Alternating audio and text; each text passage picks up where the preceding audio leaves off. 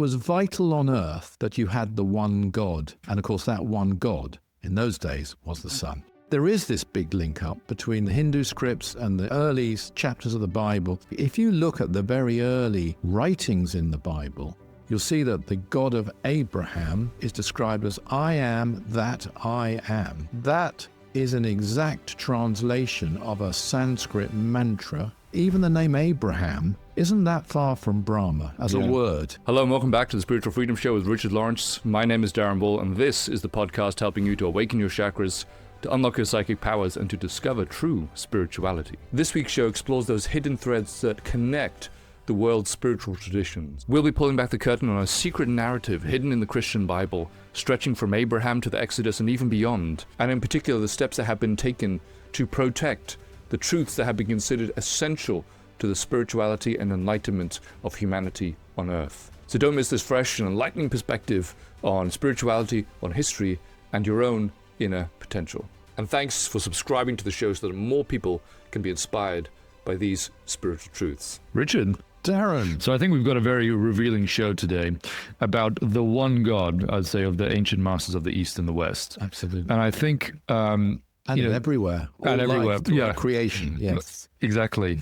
And so I think what the show is, I think it peeks behind at least the scenes of history on Earth from Abraham to the Exodus, even beyond. I think also with the benefit of the cosmic wisdom we have since received. Absolutely.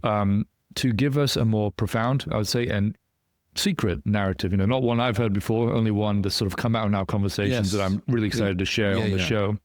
And really about the preservation and the growth of spirituality on Earth, and even the divine intervention that took place in order to promote and ensure the continuance of that original Abrahamic concept of that I am. Absolutely, to keep us on track, because we go off track individually and collectively through the millennia. I think it's amazing that we are basically, there's an aspect of this that's showing me that we are not alone, and how important these various aspects of spirituality are to our spiritual evolution and our destiny, and the roles being played there. And the first thing I wanted to share, I think, is this very profound declaration of truth that was made about our sun.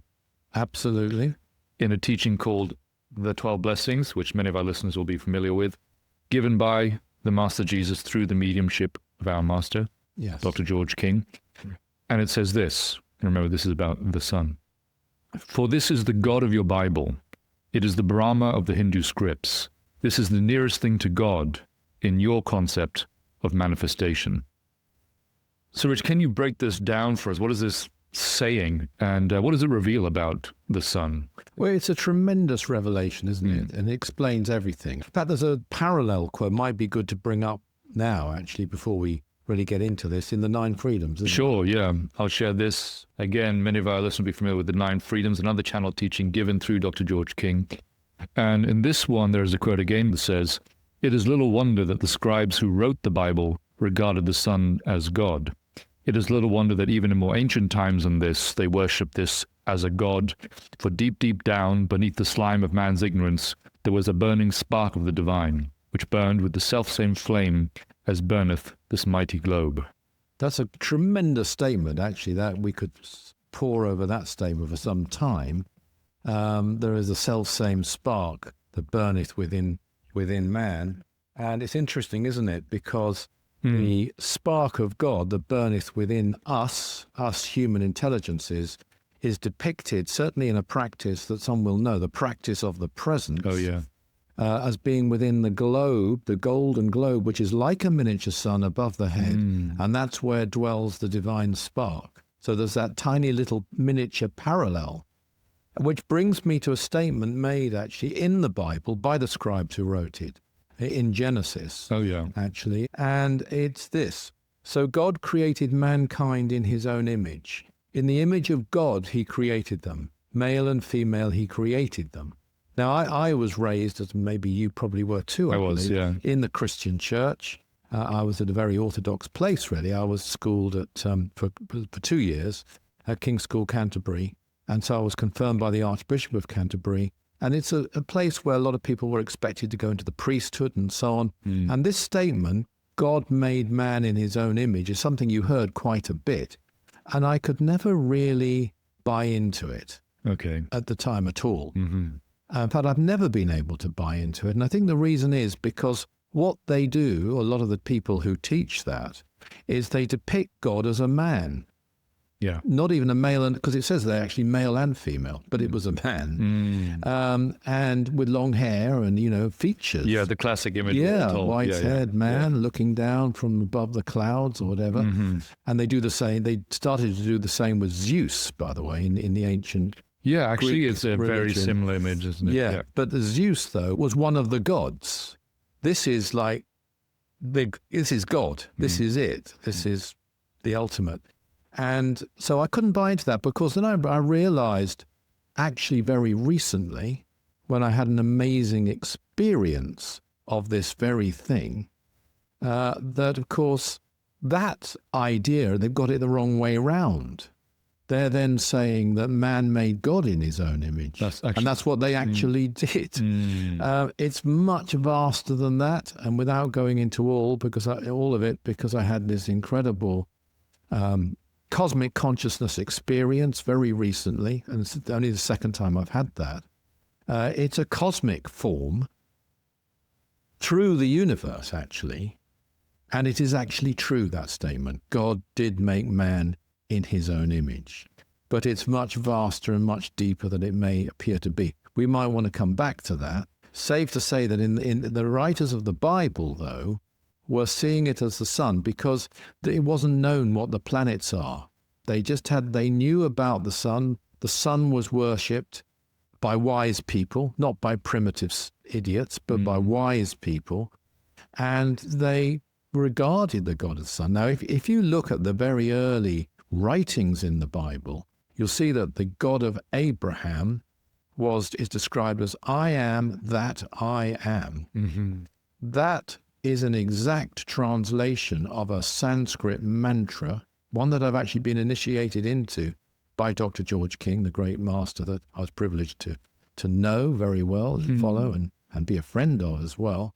And so there's this massive link up. If actually you think about it, even the name Abraham isn't that far from Brahma as a word. That's right. Yeah. And there is this big link up between the Hindu scripts and the early chapters of the Bible.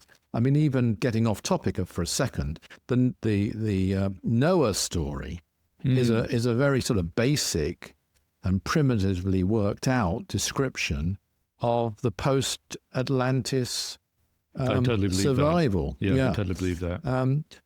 So this is a massive point, but the key point behind it all is that there is one God, and to them in those days, those writers, as I say, I do believe certain people behind the Bible or certain great avatars who came would have known more than this, that there is more than the sun, there is actually a galaxy, there is actually a universe, but they would see it as the God, and that ties up the East and the West.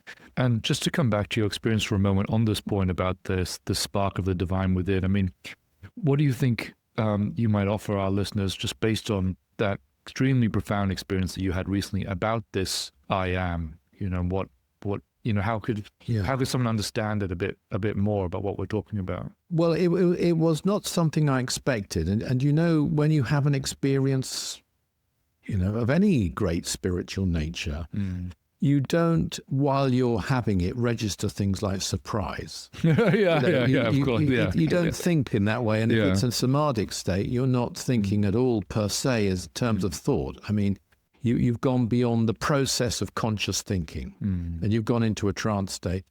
I haven't done that for 2 years. And when I did it 2 years ago, it was very, very intentional on my part. I set out to do it, to see if I could do it. And I was assisted, I believe, in doing that by, I believe, a cosmic source. Sure, I was helped, and I was enabled to, enter that state. And I haven't tried to enter it since then for 2 years, or any samadhic state, actually. A number of people have said to me, well, don't you want to get back and do that again? Actually, as I've replied, what it makes you want to do is serve, and serve all the more. You wanted to before, but now you really want to, because you know more, and you can see a little bit more of it. And that's what I wanted to do. But I had the opportunity, recently on a vacation with Alison, my wife, and I took it, and it came quite naturally. And this time, as far as I know, wasn't helped. I did it myself, and it's an interesting thing, this, which will apply to our viewers and listeners. When you have a spiritual experience, or of any nature, I'm not saying it has to be samadhi, you won't necessarily be able to dwell in it because to put it bluntly, you're too busy. If you're too busy serving, and in service I include the life of service, which might include, earning a living, keeping all the things you have to keep going, being functional, being practical, your health, your finances, etc. But at the same time, you're devoting yourself in service. Yeah, being the point of it. That's the point of it. Yeah. You'll find you can re-enter that state. And actually, from this experience, I'd say it will be all the greater because all the service you've done in the meantime will add to it.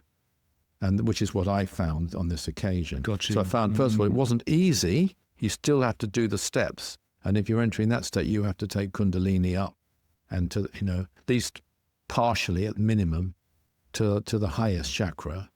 But it isn't so difficult. I found, as it was before, it was more natural. There was far more love. But what I learned from it, which was obviously what I needed to learn from it, which is that God did make man in his own image. But it's not that God has physical arms. In the 9 Freedoms, there's a fantastic statement about Saturnian intelligences. Oh, yeah. Okay. And it describes them, I haven't got the exact words in front of me, but something like they're blood vessels in the arm of the absolute. Yes, yeah. And I have always taken that as a wonderful metaphor. Yeah. And it is a wonderful metaphor. I now believe it's more than that. I believe they actually are blood vessels in the arm of the absolute. But the arm of the absolute, as it was shown to me, the arms, first of all, there aren't 2 of them. They're multiple, as you can imagine. And they aren't, made of flesh. They're gaseous. They're energetic.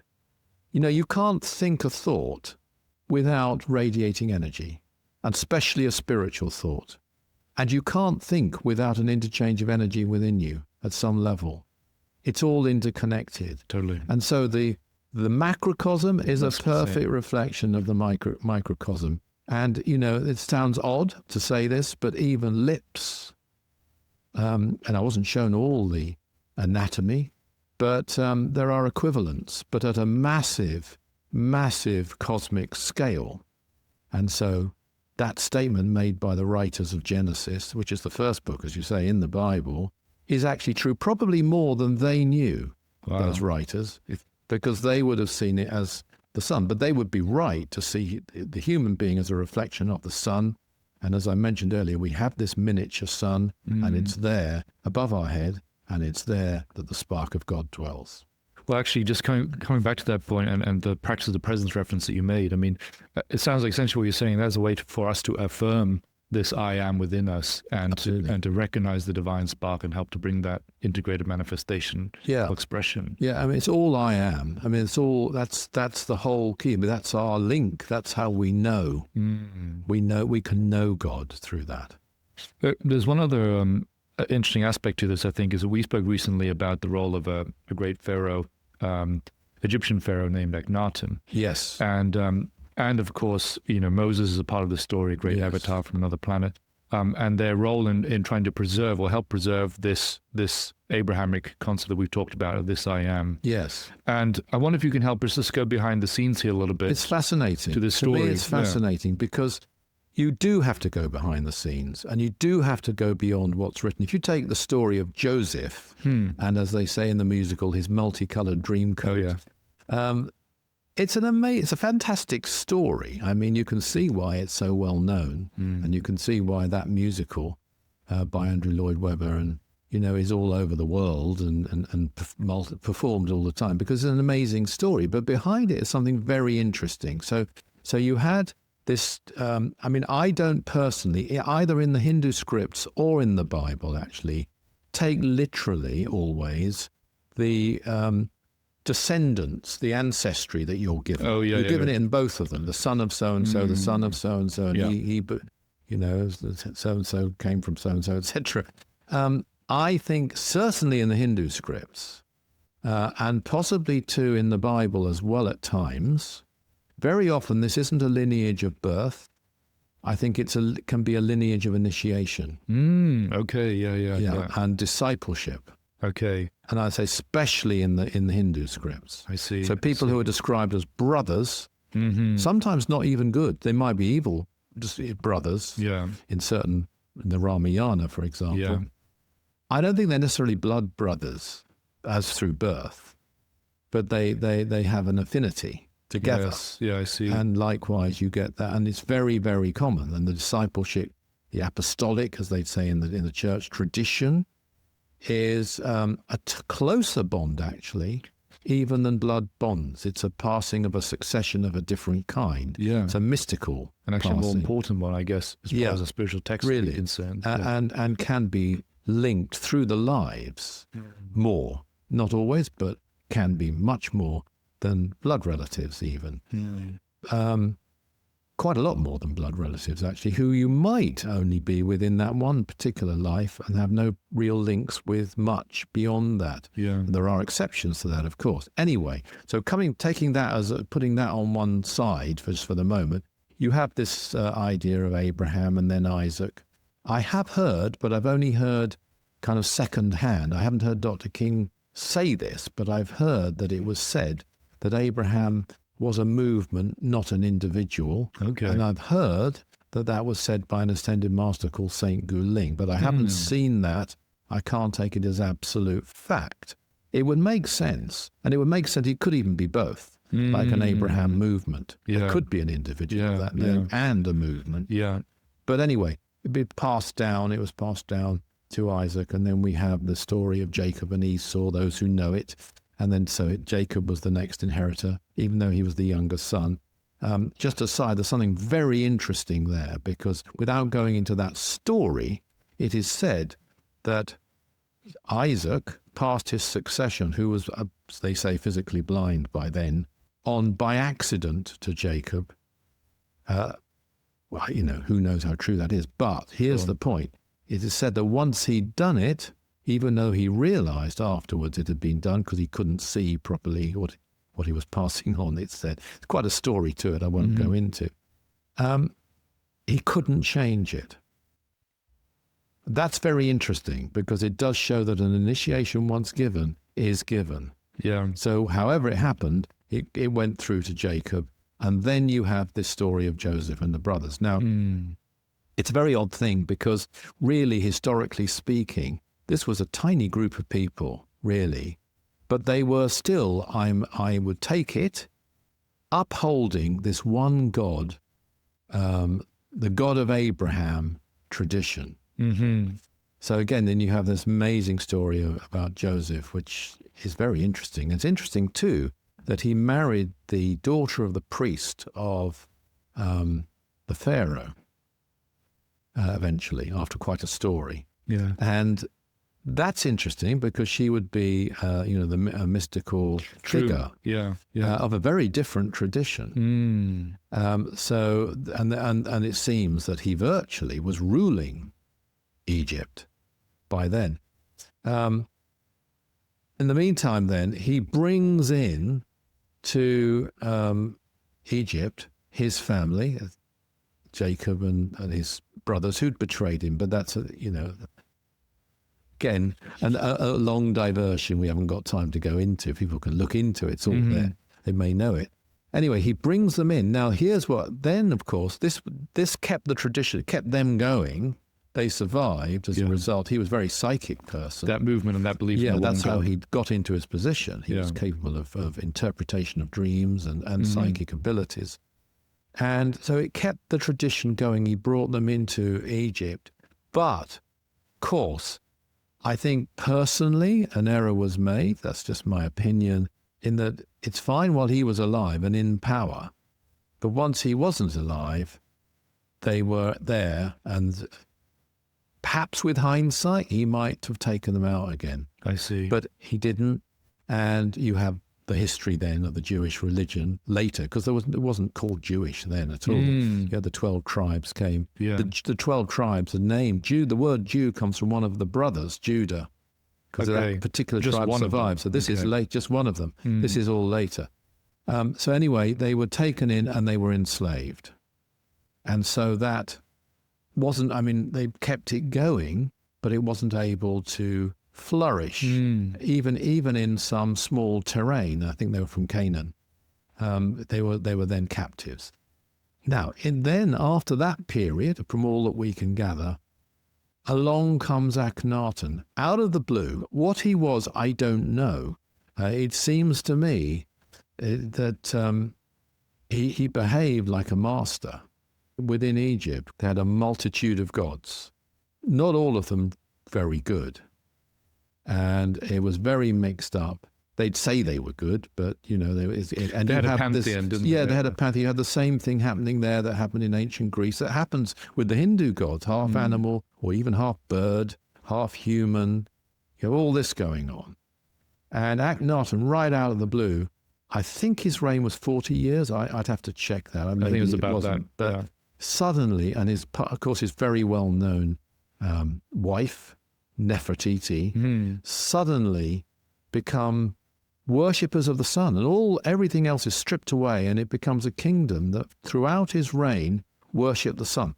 Incredibly wise move, a very advanced move, and it survived his reign completely. He enforced it, and this was a return back to what we read at the beginning, not in a biblical way. He was an Egyptian pharaoh. Exactly. But what does that matter? Yeah. What does that matter? He was worshipping. It was in that region, general region.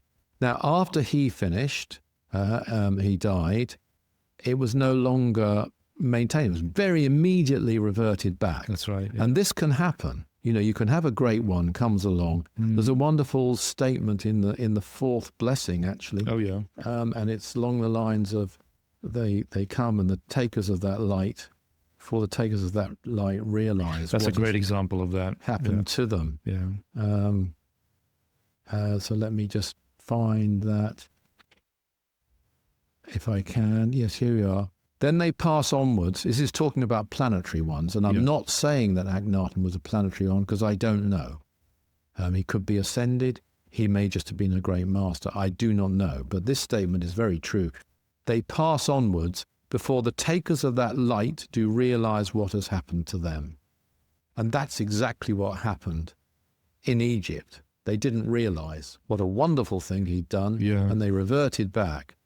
And then, sometime after that, comes Moses. All right. Yeah. And so Moses then brings it back again. And we have the whole story of Moses and the Ten Commandments and so on. But way before that, he was, of course, born in Egypt. He rescued the prisoners. The Jewish, not only actually, they weren't called Jewish, the Abrahamic people, but others too, and took them all out. He had a terrible task, really, I think. What a difficult mission he had. And he had to get them out, and they weren't, a lot of them anyway, very advanced people at all. Some of them were extremely basic, so much so that when he came down the mountain with the 10, first of all, he actually smote the 10 Commandments in two. He was so disappointed in them. And then later he got them again on the stones, tablets. But there is an account that he turned to the Lord, God, and said, how am I going to tell them this? Basically, those are my words, but and God said, Aaron will do that. So like a disciple of Moses at the time. Aaron, they call him his brother. Again, I don't necessarily think he was his brother, but that's how everything becomes familial with the writing, I find. Yeah. And it isn't always. It might be, but often it isn't. I had, as an aside, a very interesting little incident with Dr. King in San Diego, actually. Oh, yeah. I was sitting there talking to him on the beach, just the two of us. He was on a very short, unusually on a short break. And we were just sitting there, the two of us, and it was sort of just before lunch and having a drink and talking. And he could be very self-critical at times. And he was basically saying, that he hadn't gone out and spread the teachings as much as maybe he should have done or could have done, because he was very occupied in missions. He had, of course, spread the teachings. He'd done a tour of America. He did do interviews every now and then, but it wasn't his thing. He didn't like the platform. There's no secret about that. Sure. He brought into being great missions. He performed great actions, and he left the best teachings we've ever been given, bar none. I'm going to say that on the Spiritual Freedom Show because it happens to be true. I believe it, and I more than believe it. I've experienced it. Yes.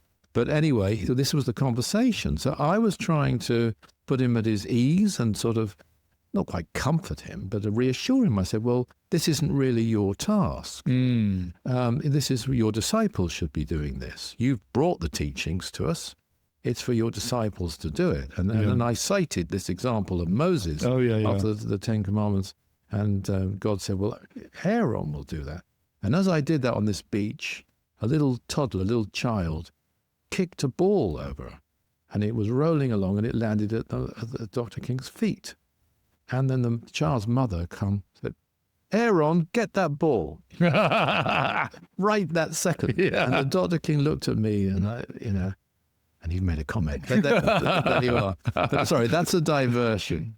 But anyway, so Moses essentially took them out. And actually one of the first things he did was to get the grave of Joseph and take Joseph's body out. Oh, really? Yeah. And then, of course, he reestablished this one God. And it was vital on earth that you had the one God continuity. And, of course, that one God in those days was the Son. So we have Moses as an avatar, actually. He was a real cosmic avatar, and he had a very difficult mission. A very dangerous mission. Hence, you had things like the parting of the Red Sea. I know they try and rewrite that now, but he had to get them out of there, and he did.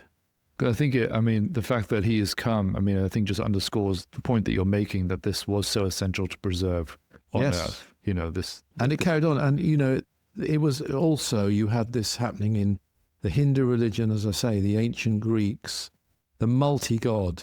Pantheon that they all worship. That they had, and it broke. It's okay. There are gods. We believe in gods. I wrote a book with Dr. Young called "Contacts with the Gods from Space." But these aren't God. Yeah, God is way and above and beyond that, and in Jesus Himself says so. He says this amazing statement. That. The great lords make it possible for fools like ye and me to take us back to the Godhead as conscious gods. That's one of the greatest statements ever made. That was made by the Master Jesus in the 12 Blessings.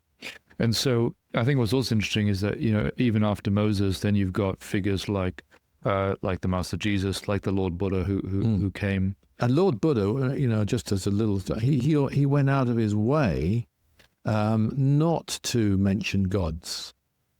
And some people don't believe he even believed in gods, but he did. But we may come back to that in a future show. Yeah, we will. But I think it does show, though, that what they taught is essentially bringing people again back to the I Am and the realization of the I Am. Yes, it is. And that is the spark of God within us. So for me, it's you've got this thread over many millennia of trying to bring us back to this idea of the one God. The one God, which then was the Son. That was, let's put it this way, that's the nearest thing in manifestation that they knew of and experienced. We are all solidified sunlight. That's all we are. Even the earth, the Mother Earth, upon whom we depend for experience, upon whom we depend for evolution, upon whom we depend for Kundalini, for growth, for everything. Even she was created by the Sun. Yeah. Actually, with Uranus, the planet, female planet Uranus, as a balancing aspect, but it's all energy from and through the Sun. So it's a very wise person who worships the Sun. To those wise people. Thank you very much, Richard. Thank you. Hey, Spiritual Freedom Show family, thanks for tuning into the show. I absolutely loved putting all of these pieces of the puzzle together, from Abraham to Joseph to Moses to Akhenaten even, and seeing the tug of war between the light of spirituality on the one hand and the darkness of ignorance on the other. And I think the divine intervention in the form of Moses and others that came after him, Jesus, Buddha, etc., as well as in the form of their teaching, including the teaching, the cosmic teaching given through Dr. George King, is testament to how precious a jewel of spiritual truth this really is. The truth about the I Am presence and the truth about the nature of our sun are obviously essential to the growth of spirituality on earth, which I think helps to see the work that we do to realize God within us all and to fan this flame of spirituality within others through selfless service as all the more important. Now, if you enjoyed that episode about the one God of the ancient masters of the East and the West, do follow and subscribe to the channel so you don't miss any future episodes that can help you to awaken your chakras, to unlock your psychic powers, and to discover true spirituality. Now, if you're interested in more right now, I recommend that you check out this video about Sri Krishna and the true meaning of the I Am. Thanks for tuning into the show, and see you next time.